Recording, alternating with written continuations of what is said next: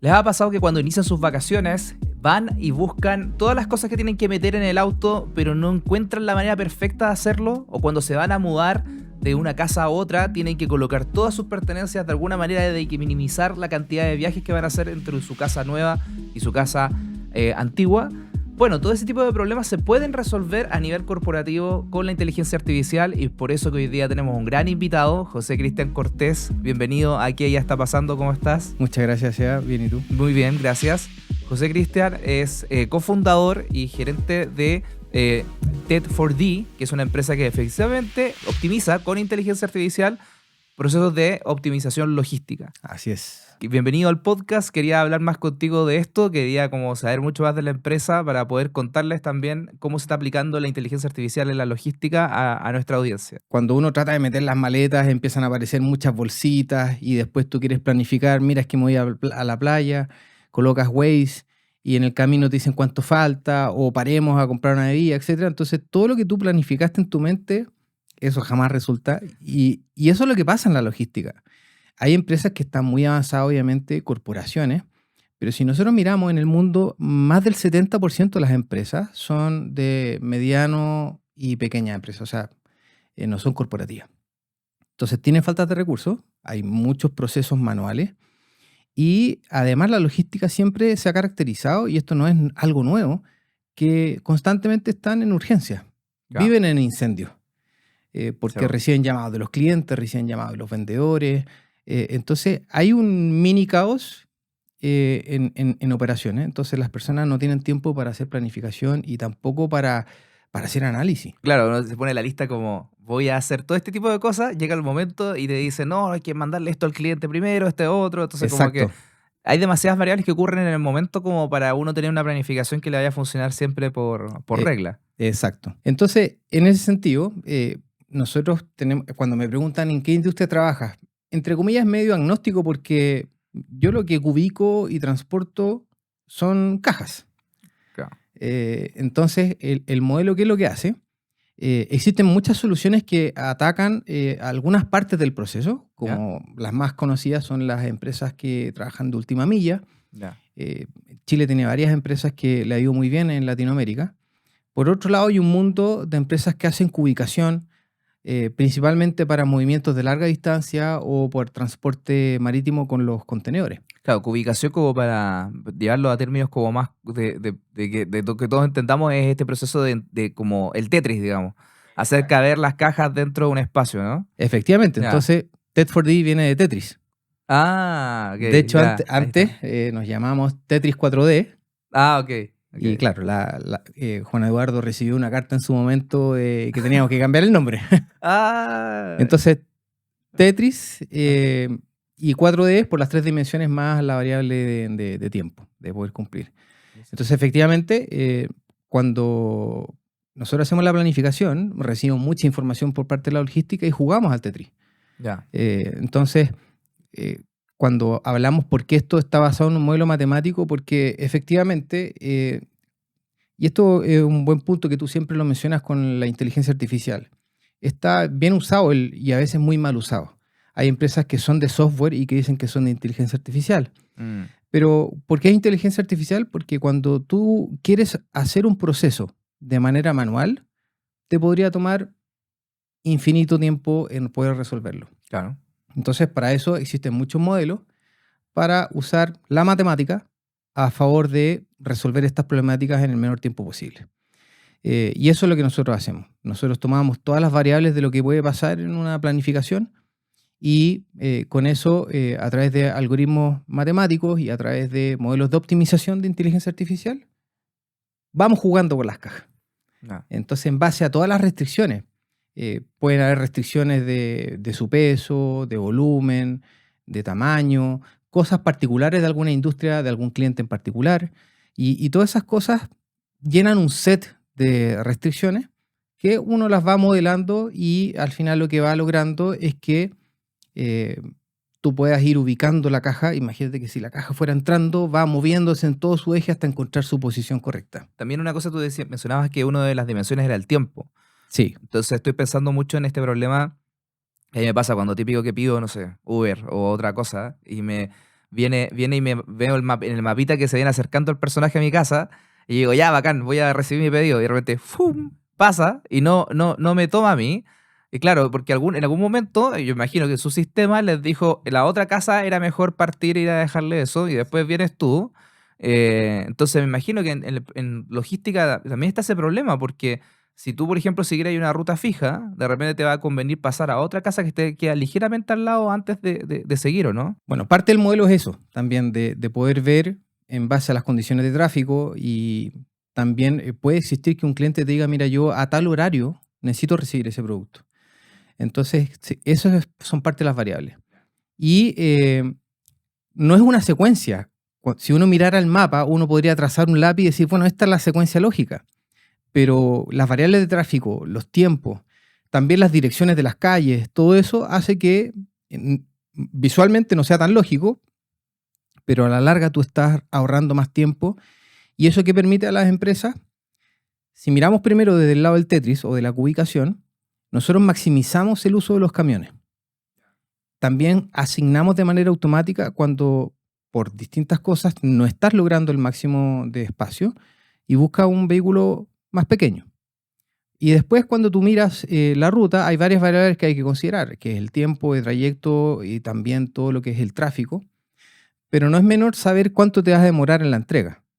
Entonces el beneficio de cubicar permite que cuando yo abro la puerta, automáticamente encuentro el pedido. Claro. Entonces me demoro menos tiempo. Y ahí, bueno, que al final son cálculos, son optimizaciones, son iteraciones de ver cuál es el mejor flujo para poder llegar a una casa, cuando hablamos de e-commerce, pero también a nivel B2B existe mucho movimiento de transporte de empresa a empresa. De hecho, yo trabajé por muchos años en CCU y a mí me maravillaba ese mundo porque era muy lejano para mí. Yo trabajaba en marketing, entonces no tenía nada que ver con eso. Pero incluso me llamaba mucha atención, por ejemplo, que dentro de CCU es una empresa aparte, ¿sí? Transporte CCU. Tenía todos los camiones, te veía ahí de repente veías fotos y estaba lleno. Tenían estos camiones como de diferentes tamaños, porque en diferentes poblaciones tenías que meterte con diferentes restricciones. Y decía, chuta, este problema es bastante complejo. Y la verdad es que tiene impacto como harto en el día a día, así que uno se dé cuenta, porque uno va a un almacén y quiere comprar quizá el producto que salió en televisión, así como en la campaña, sacamos el nuevo sabor, no sé, frambuesa algo. Y voy a ir a buscarlo ya, perfecto, voy a ir a buscarlo y no está. Y puede ser que no esté simplemente porque no llegó ese día a la hora que tenía que llegar nomás. Efectivamente. Bueno, y eso ha permitido, dentro de los casos de éxito, es poder minimizar los tiempos de entrega. Hay una empresa en particular que es Prisa, ¿Ya? que fue uno de los primeros clientes. Ellos tienen una logística bastante grande, bien intensa, y estaban pasando por un momento de mucha demanda y los tiempos de entrega estaban pasando a 24, a 48 horas, 72 horas. Y también con un esfuerzo conjunto de la empresa, porque, a ver, esto es muy importante. Uno puede tener una solución muy interesante, pero si la compañía o tu cliente no pone esfuerzos de su parte y no entiende el beneficio, los resultados van a ser no tan sorprendentes. Pero aquí sí hubo un trabajo en conjunto. Pasaron a 24 horas.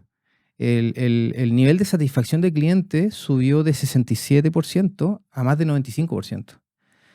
Entonces, cuando nosotros hablamos de beneficio, nuestro propósito es disminuir la cantidad de camiones en el mundo.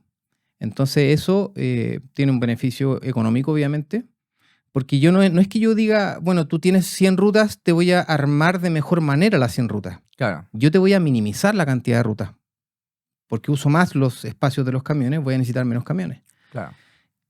Voy a recorrer menos kilómetros. La parte de planificación, imagínate, si antes tenía que estar separando las guías de despacho o tenía que ver cómo se carga, de repente volver a cargar, eso ya todo pasa un proceso automatizado, que son cosas de minutos donde tú tienes el resultado. Claro. Entonces, claro, hay un gran beneficio a nivel de costo, pero como tú empiezas a tener mejores KPIs de cara al cliente, aumenta la satisfacción y eso trae más ventas. Claro. Y ahí es donde nosotros, cuando hablamos con la empresa, le decimos, oye, mira, nosotros no venimos a ahorrar costos solamente, venimos a impactar tu rentabilidad. De hecho, es súper cercano, no es un cliente tan grande como otros clientes de esa empresa, pero tú hablaste de Prisa. Sí. Y yo me acuerdo cuando estuvimos viendo cosas para la oficina, decidimos entre Prisa y su principal competidor. Sí. Y Prisa me hizo todo el proceso automatizado, me pude loguear inmediatamente, el sitio funcionaba impecable, cuando pedimos el repartidor era súper amable, Qué las bueno. cosas llegaron todas en forma. Y claro, pues todas esas cosas dicen, ¿sabes que en realidad ya esto funciona tan bien que no lo quiero cambiar? O sea, como que tengo tantas otras cosas que preocuparme que si esto está bien, no me preocupo más de otras cosas. Yo imagino que eso también es parte de lo que tú le estás ofreciendo al cliente. Sí, bueno, eso es una particularidad también cuando trabajas en el mundo de los software, que, bueno, hay un proceso de entrenamiento, de educación, de integración, y si tú das buenos resultados, eh, los beneficios son inmediatos. No. Entonces, el costo de cambio es gigante. Eh, pero, y aquí hay un tips incluso para algunos competidores. eh, Cuando uno empieza a perder ese tono con el cliente, después ya como que Sí, po. quieren cambiarse nomás. Sí, po. Es una cosa de tiempo, ¿no? Es una cosa de tiempo. Y ahí también una cosa que quería preguntarte es con respecto a, porque ahora están metidos en este negocio que es como el optimizar la ubicación y la ruta, que ya hablamos como para resumir, de que en el fondo puede tener impacto en la satisfacción del cliente, disminuye el tiempo que te demoras en entregar, disminuye los costos porque estás ocupando menos flota, pero también hay otras oportunidades que tú estás viendo fuera de esto, como alguna otra cosa también relacionadas a la empresa. Sí, nuestra visión siempre, desde un principio, fue conectar la logística a nivel global, Ya. de principio a fin. Tenemos claramente nuestras etapas, cómo las vamos a ir cumpliendo. Tenemos una visión de 10 años de tipo de soluciones, de tipo de verticales, tipo de industria, e incluso a nivel geográfico. Eh, pero toda esa visión eh, tiene como un componente de necesidades, porque eso es un buen punto. Nosotros todo lo hemos resuelto en base al problema. Ya. ¿Eso qué quiere decir? Están en patitas de la calle. Ahí es donde nacen las verdaderas oportunidades. Pero hoy día estamos en un desafío súper grande, que es cómo está basando la inteligencia artificial. Tipo. Entonces, tenemos que estar mirando. Ayer hablaba con Alan Alba, que es nuestro jefe de desarrollo de inteligencia artificial. Decía, compadre, tenemos que pensar qué va a pasar en 5 años. ¿Cómo va a ser la logística en 5 años? Mm. Y ya hay varias oportunidades. De hecho, en Europa estamos viendo un posible piloto con una empresa importante para ver toda esta innovación a nivel de robótica, a nivel de conectar los software con las nuevas tendencias logísticas. Eh, y por qué eso es importante entenderlo? Nosotros estamos creando un área I+D porque, de hecho, hay un mapa de cuánto es el ciclo de vida que tienen las compañías ¿Ya? si es que no crecen a una cierta tasa. Y se mira como a nivel de huracán, ¿no es cierto? El vortex es la parte más céntrica del huracán. Ujú. Ahí están las empresas de software. O sea, el radio es muy corto. Mm. Entonces hay un KPI que en el fondo, si tú no duplicas tu facturación en menos de 5 años, la empresa desaparece. Brígido. ¿Y por qué pasa eso? Porque cada vez más la tecnología, la innovación, avanza muy fuertemente. Entonces, el área I+D lo que busca es como estar conectado a esas nuevas tendencias para poder estar trabajando. Hoy día tenemos muchas cosas que queremos trabajar y tenemos que ser conscientes también, porque todavía estamos partiendo, cuáles son las que mayor impacto vamos a tener en el mediano y largo plazo. Claro, como hablando un poco como, quizás no tanto de la empresa, sino que el problema de logística en general, hay hartas oportunidades en inteligencia artificial en logística. Por ejemplo, una cosa que me sorprendió bastante hace poco, yo enseño en la Universidad de Chile y me acuerdo que había un ejemplo como bien antiguo metido en la slide y dije, voy a buscar uno nuevo. Y empecé a buscar como fábricas como optimizadas y la típica que sale como Amazon con todos sus robotitos y dije, ya, pero ¿habrá algo más cerca? Y llegué a Carosi. Carosi, una empresa que uno ve como muy tradicional, la típica fábrica nacional. Decís, no, esta cuestión no va a tener tecnología. La fábrica, y lo invito a la gente que vaya a buscar a Carosi, la fábrica en YouTube, es, pero de lujo, de lujo. Es muy, muy, muy tecnologizada, tienen mapeado todo en 3D, los robots andando. Yo dije, alguien me hubiera mostrado este video sin decirme que era Carosi, yo no hubiera pensado que quedaba en Chile. Bueno, eso pasa porque también un poco de contexto económico. Como Chile siempre ha sido un país abierto, con muchos tratados internacionales, etcétera, con bajas barreras para poder entrar, en casi todas las industrias Chile se usó como un mercado de pruebas. Claro. Entonces, mira, por darte un ejemplo, yo venía del mundo dental, estuve 7 años en el mundo dental, ¿Ya? más de 90 marcas de implante en Chile, porque hay bajas barreras de entrada. Entonces, si tú lo vas mirando en distintas industrias de software, impresión, etcétera, existen muchos competidores. Y poder importar tecnología, poder importar innovación, es relativamente barato por el tema. Comparativa a otros países. Exacto. Ya. Entonces, y esto, si uno mira, no partió hace 10 años, son 20, 30 años que esta apertura hacia el mercado permite que hoy día en todas las industrias tengas, por un lado, muchos competidores, que eso es lo que duele, pero hay mucho avance, hay muchas, y también por el lado del ecosistema de las startups se está potenciando mucho. Entonces, creo que tú también lo debiste haber visto en el Club de la IA, que hablaba del porcentaje de startup por país. Chile está muy avanzado en ese sentido, y es porque hay un ecosistema público y privado muy robusto para fomentar a las pequeñas empresas. Y eso no es tan fuerte en otros países. De hecho, en Latinoamérica es uno de los ecosistemas más fuertes que apoyan a las empresas. De hecho, en ese sentido, lo que yo he visto en el último tiempo que ustedes han estado en harto movimiento como en relación a eso. Por ejemplo, vi que participaron en Manatec y vi que también participaron en un congreso en Dubái. No sé si nos podéis contar un poco más de eso. Cuando uno trata de presentar un modelo, uno tiene como el pecho inflado y uno cree que es único. Pero uno tiene que aterrizar un poquito, tiene que hacer una buena investigación. Lo que nos ha pasado es que cada vez que hablamos con un cliente o hablamos cuando tú postulas a una aceleradora o todo este tipo de congresos, nos han reforzado constantemente que ven un gran grado de innovación. Ya.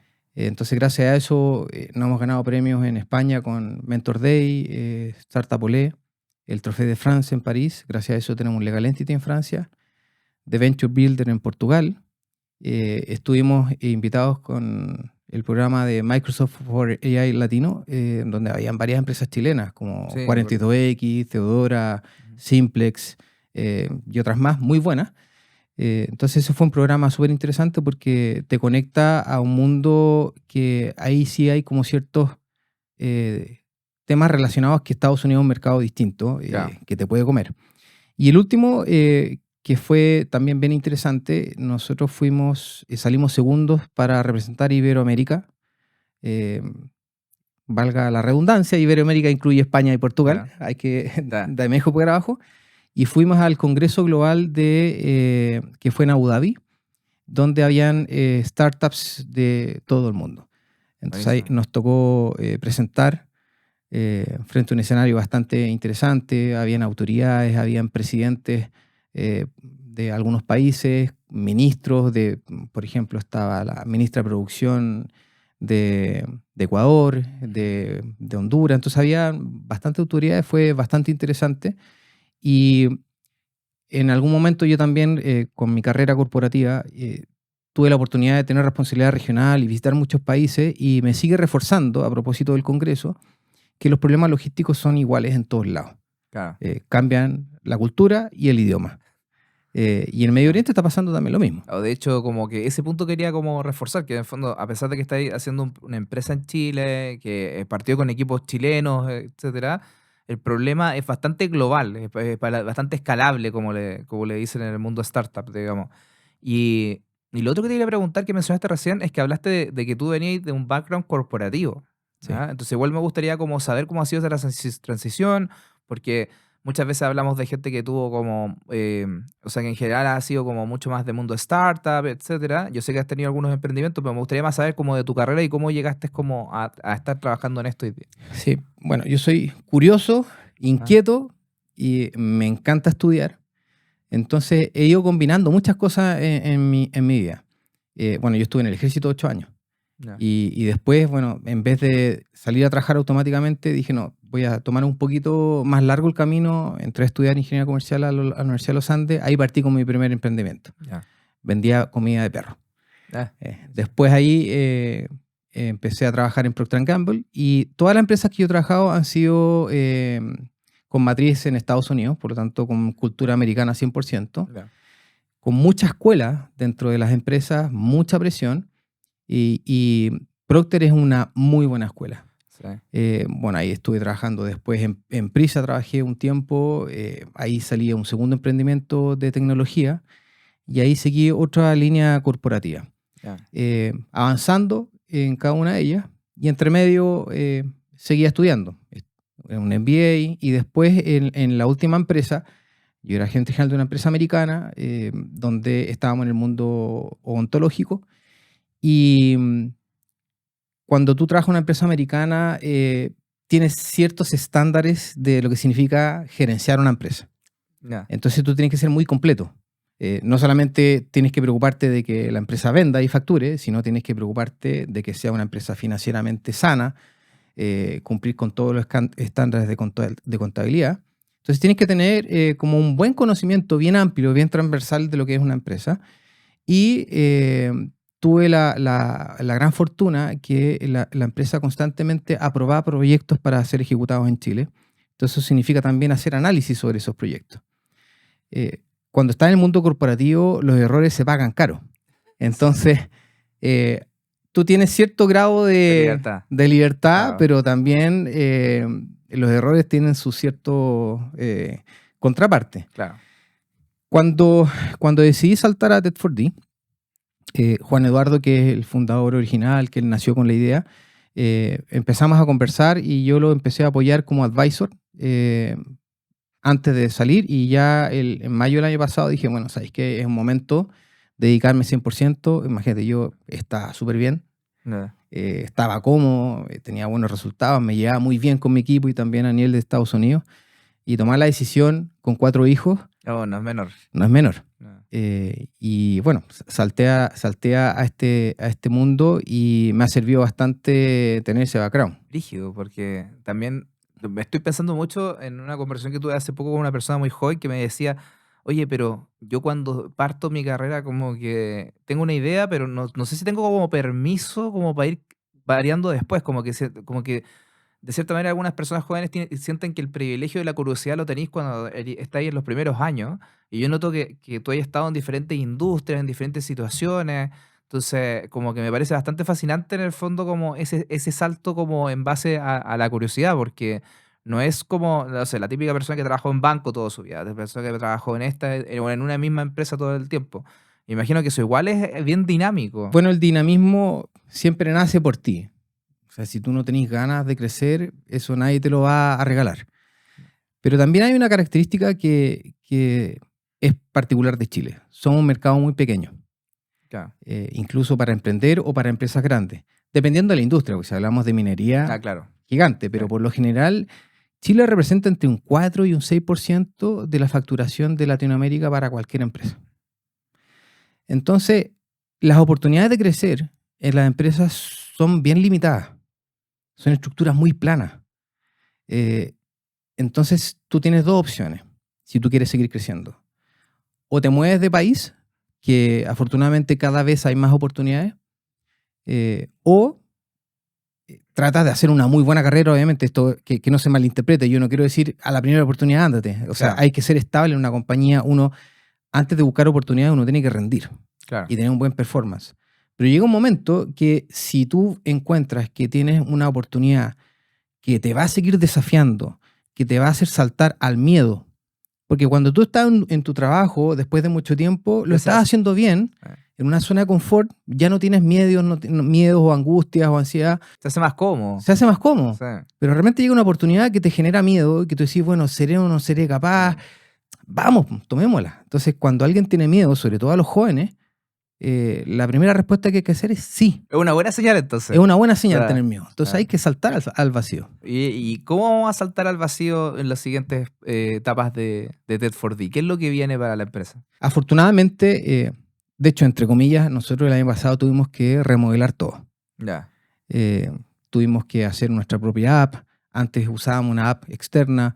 El mismo código también lo tuvimos que reformular. Entonces el producto así filete está entre diciembre y enero.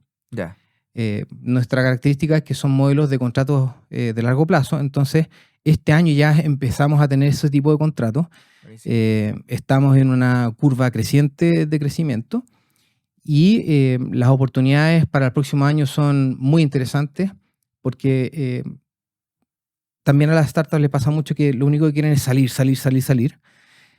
Estamos muy comprometidos en reventarla en Chile, pero al mismo tiempo tenemos oportunidades para hacer ese paso de internacionalización. Al ser una empresa de software, algunas cuentas tú las puedes atender desde Chile. Ya. Entonces no estás obligado a poder tener una oficina, por ejemplo, en Perú. Pero llega un momento que lo tienes que hacer. Claro. Y eso es parte de tu planificación entre cuánto estás facturando, qué equipo necesitas y si necesitas inversión o no para hacerlo. Nosotros hasta ahora hemos hecho solo bootstrapping. Wow. Bastante plata hasta el momento, pero estamos ahí en esa dicotomía de que tenemos que levantar dinero que sea lo suficiente para pegar un gran salto. Porque nosotros vamos a seguir creciendo, vamos a tener siguiendo buenas oportunidades. Nos ganamos el Consolida Expande de Corfo, que eso también te da un buen empujón. Pero si tú realmente no quieres morir en el intento, necesitas ciertos niveles de inversión. Ahí hay un tema que es bien importante, que se toca poco en el mundo como startup, encuentro yo, que es cuándo uno levanta capital. Porque uno no va a levantar capital porque sí. O sea, Sí. como que hay incluso muchas veces lo veo cuando uno toma como ciertas empresas donde están lideradas especialmente por personas un poquito más jóvenes, como que el impulso es como, no, el levantar capital es la meta. Como esta empresa es buena porque levantó tantos millones de Sí. dólares, etcétera. Y es como, no, esa plata no es como para ti, es para hacer proyectos. Sí. Tendría que quedar súper claro para qué lo quieres hacer. Entonces, una de las cosas que tú estabas hablando, por ejemplo, es, bueno, voy a ampliarme a esta línea de negocio, voy a ampliarme a este mercado, y ahí puede ser que necesite una inyección rápida de plata para poder ganarme ese mercado. Exacto. Y ahí es donde uno puede como tener una buena razón para levantar capital. Efectivamente. Pero igual es sorprendente que lleven toda esta construcción y la fuerte inversión en la investigación y desarrollo que necesita un modelo como como de nicho como el de ustedes con bootstrapping. Eso es súper destacable. Lo que pasa es que también uno, como dices tú, existe un timing perfecto. Hay una, y quiero reforzar lo que dices tú, hay una mal concepción de lo que significa levantar plata. De partida, cuando levantáis plata, sobre todo a los jóvenes que tienen sus ideas, tú no ves ni un solo peso de ese levantamiento. Claro. Porque eso es inversión para la empresa, Sí, po. para lograr un objetivo. Entonces, no es que levantaste $300,000 y vas a recibir 10,000 de eso, no, Claro, eso no pasa. claro. Segundo, la primera fuente de financiamiento es el cliente. Claro. Entonces, a veces me pasa que cuando se levanta dinero, uno hace muchas cosas, pero no sé si está tan claro que el norte es facturar. Claro. En nuestro caso, todo lo que tenemos ahora es tener una plataforma que permite facturar. Todos los esfuerzos que tenemos, y el Consolida Expande es parte de eso, es facturar, llegar al cliente, cómo vender más. Y eso te genera un buen track record y hace que además la empresa sea interesante para que un inversionista apueste por ti. Claro. Y también está el juego de cuánto es lo que tú necesitas para poder ver tus proyectos. Porque tú como inversionista, si yo te invito, tú me decís, hijo Cristian, pero ok, ¿qué vas a lograr con esto? Claro. Muchos empiezan, no, mira, que para los pasajes de la internacionalización, que marketing, compadre. A ver, ¿vaya a vender o no vaya a vender? Claro. Y eso es lo primero. Claro. Tengo un muy buen amigo que lleva 14 años de emprendimiento y se fue a Estados Unidos. Él es Cellback, que son estos sacos de dormir con forma de cuerpo. Ah, ya. Y estábamos hablando el año pasado y le pregunté, oye, compadre, dame un par de secretos. Pues me dijo, compadre, que aguanta más debajo el agua. Porque esto es solo flujo de caja. Entonces, yo creo que si tú has mirado probablemente un alto porcentaje de las startups que sobrepasan el Valle de la Muerte son fundadores sobre 40 años. Sí, se lo he visto. Porque tienen mayor madurez, saben aterrizar un poquito las cosas. Se han equivocado más también. Se han equivocado más, etcétera. Que no significa que uno no se siga equivocando, porque Claro. uno comete errores constantemente. De hecho, hay creo que fue Jorge Pérez el que vino a nuestro podcast unos capítulos atrás y decía que en YC, Y Combinator, que es una aceleradora Sí, para los que sí. no lo conocen, ellos decían, te vamos a decir los errores normales que la gente comete, tú los vas a volver a cometer igual. Sí. El tema es que ojalá salgas de ahí lo más rápido posible, pero lamentablemente por mucho que te lo diga, igual lo que dice la estadística es que te vas a equivocar igual. El tema es qué tan rápido sales de ahí. Efectivamente, sí. Ah. Uno comete errores como, por ejemplo, vamos a lo cometimos nosotros.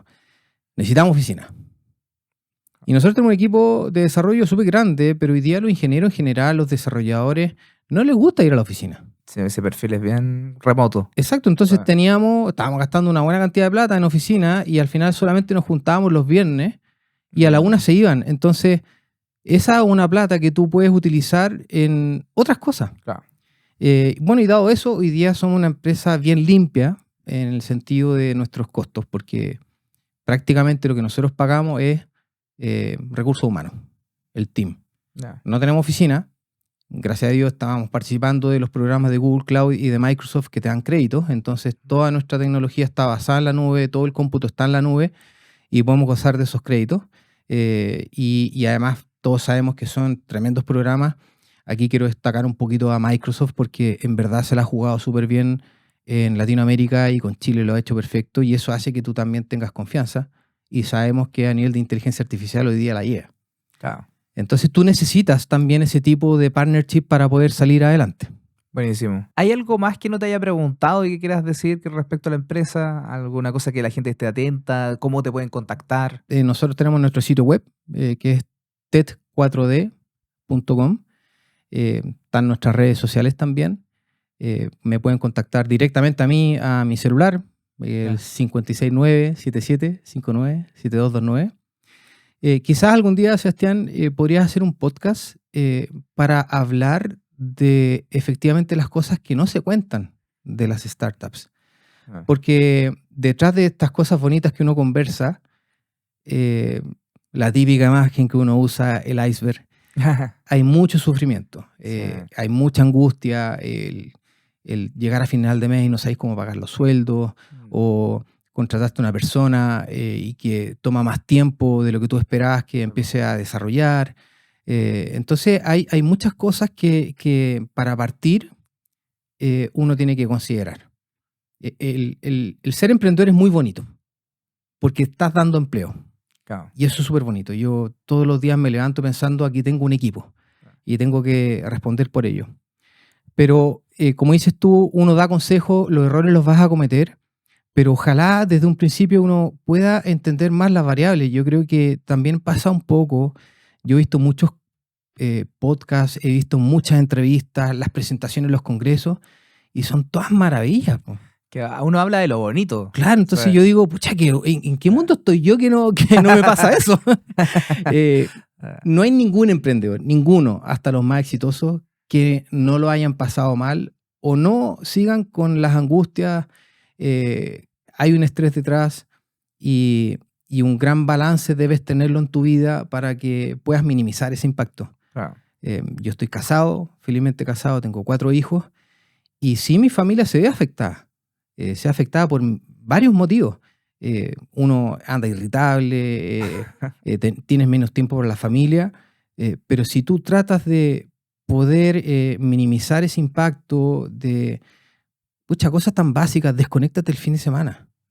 Claro. Que a veces es inevitable, pero desconéctate el fin de semana, lo necesitáis.